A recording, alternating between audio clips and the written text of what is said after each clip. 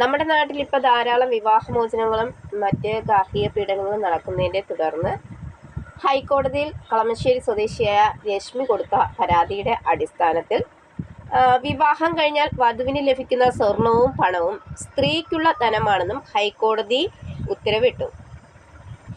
അത് വധുവിൻ്റെ മാത്രം സ്വത്താണെന്നും ഹൈക്കോടതി പറഞ്ഞു. ഗാർഹിക പീഡനം, സ്ത്രീധന പീഡനം പരാതികളെയും വിവാഹമോചനത്തിൻ്റെയും ഘട്ടത്തിൽ ഇവയുടെ ഉടമസ്ഥ തെളിയിക്കാനുള്ള പ്രായോഗിക ബുദ്ധിമുട്ട് മനസ്സിലാക്കി ആണ് കോടതി നീതി നടപ്പാക്കണമെന്നും ഹൈക്കോടതി ഉത്തരവിട്ടു. പലപ്പോഴും ഇത്തരം സാധനങ്ങൾക്ക് ലിസ്റ്റോ രേഖയോ ഉണ്ടാകാറില്ല. അതിനാൽ നീതി നിഷേധിക്കപ്പെടുന്ന സാഹചര്യങ്ങൾ ഉണ്ടാകാറുണ്ടെന്നും കോടതി വ്യക്തമാക്കി.